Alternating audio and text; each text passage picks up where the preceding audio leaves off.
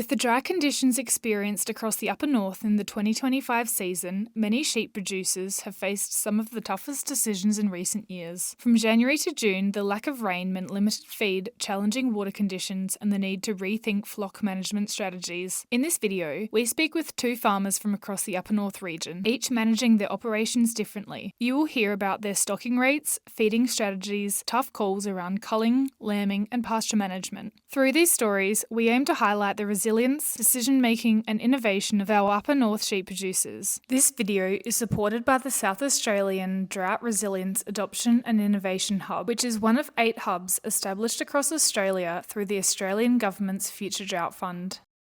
Describe your farm and sheep enterprise. So we are approximately 1,600 hectares. Sheep are part of the overall mix. They take up about a quarter of the country. There's only a little bit of non-arable stuff that we have. The majority of it is, I like to say, they're part of the cropping rotation. We're on All Merino's Gum Hill bloodline. We crop wheat, barley, canola, lentils, vetch. Do you use supplementary feeding for your sheep?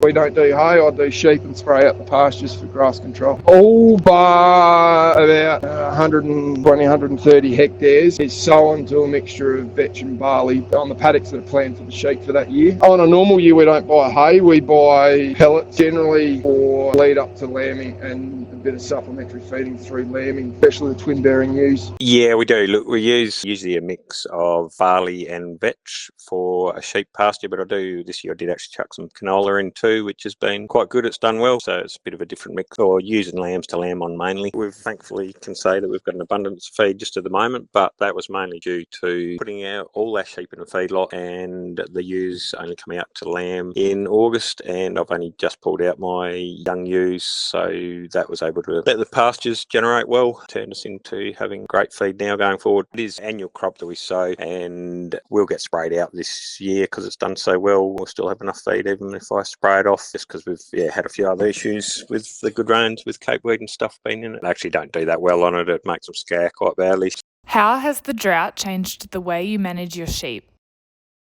After the poor prices in 23 and where the rotation was at, there was a spike of mutton prices early in 24 and we had limited feed over summer. I drew down by about 150 to 200 ewes, down on our normal numbers. Last year we lambed one mob less than normal, and we made the decision because we lambed in August, September last year. So we changed our decision point. So we chose to start buying hay September, October last year because I could see we didn't have any stubbles to turn sheep onto, and started making plans to put confinement pens, started working out how I was doing it, and then the drought assistance funding was announced, which allowed me to set them up probably a bit more permanent than I was planning to, which is good because we now have them there.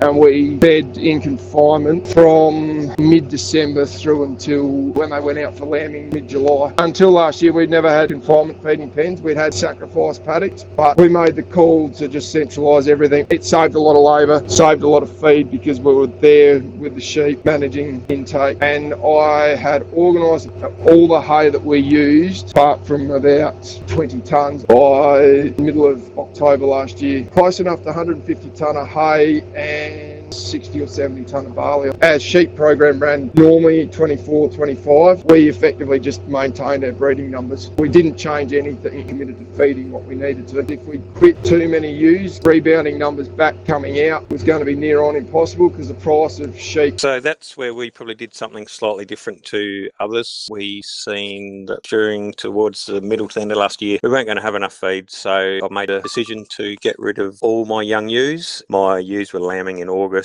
so I wasn't able to get rid of any of those at the time till the lambs got bigger. We made that decision and sold all the young ewes for good money. Then I made the decision to buy hay in. Lucky enough to get some adjustment from our neighbour, which was very handy, and keep all of our young lambs and ewes through, which we had an exceptional lambing last year, which was great. It was 127%. I did know that at least if I got rid of that one line of young ewes, we were going to have good numbers going forward. Now that we've done that, I've actually made the decision the opposite way, that I've kept all of those young lambs from last year. We've done a light cull on them, but I'm going to mate them all, and so we'll be mating more numbers than what we normally do. I think we can try and capitalise on the good ewe and lamb prices currently. It was probably more luck than anything. I just knew that we had to get rid of some sheep. I couldn't feed them all. We were lucky enough that we actually got enough barley off our own paddocks, even though the crops were the worst ever. Once we've made that decision to keep them all through, it was business as usual, which took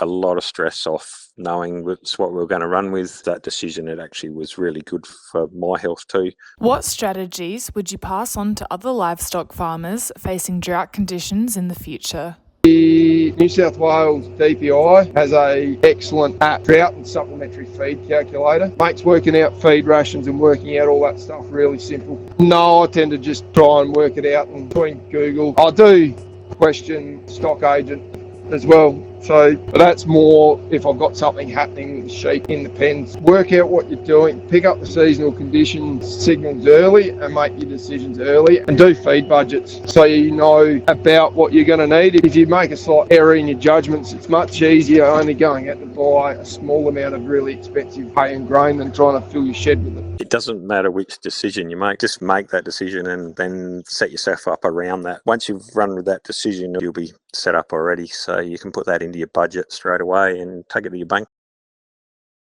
This video is supported by the South Australian Drought Resilience Adoption and Innovation Hub, which is one of 8 hubs established across Australia through the Australian Government's Future Drought Fund.